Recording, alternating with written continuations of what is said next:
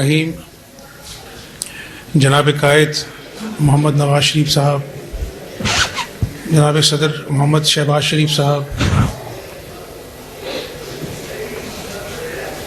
آپ سب نے میری اور مریم بہن کی بات کی ہے۔ میں بڑا مختصر سا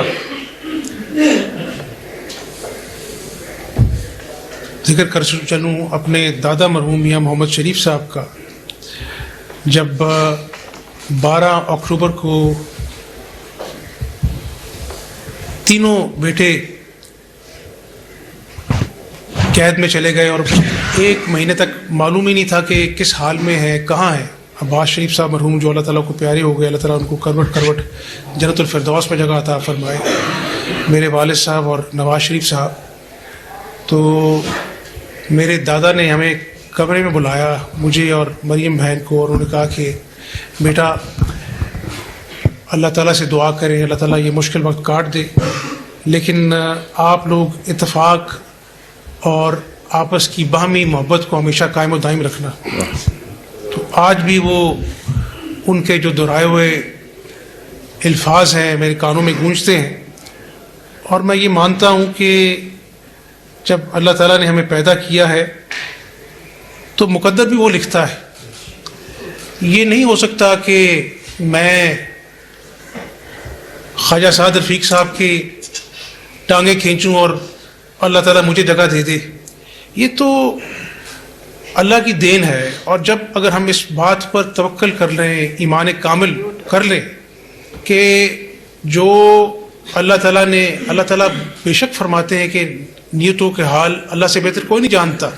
اور اس دنیا اور آخرت میں جو فیصلے ہیں وہ نیتوں پر اللہ نے کرنے۔ تو میں سمجھتا ہوں کہ میرا اور مریم بہن کا کردار ایز پارٹی ورکر، ہم اپنا جو ہے وہ مل کر چلیں گے، اور پارٹی سے بڑھ کر میں سمجھتا ہوں کہ جو میرے دادا نے مجھے سکھایا ہے، اور جو مثال میرے والد اور میرے تایا کی ہے، کہ لوگ آج مجھے آ کے کہتے ہیں کہ ایسا بڑا بھائی نہیں مل سکتا ڈھونڈے سے، اور ایسا چھوٹا بھائی نہیں مل سکتا ڈھونڈے سے۔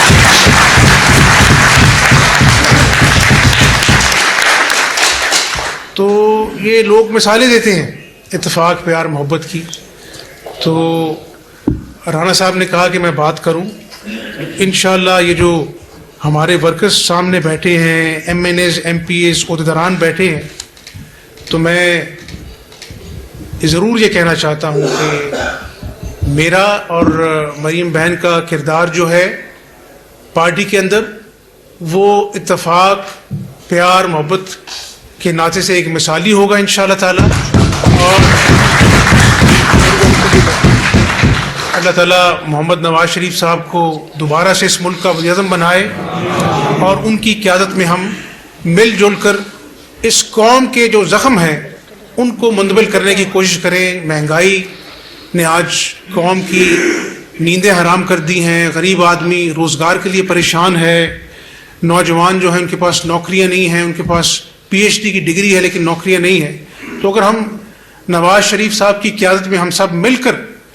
محنت کریں اور اس ملک کو اس بھنور سے نکالیں، تو شاید اس دنیا میں تو اس کا اجر ملے، آخرت میں بھی اس کا اجر ملے گا۔ پاکستان پائندہ باد۔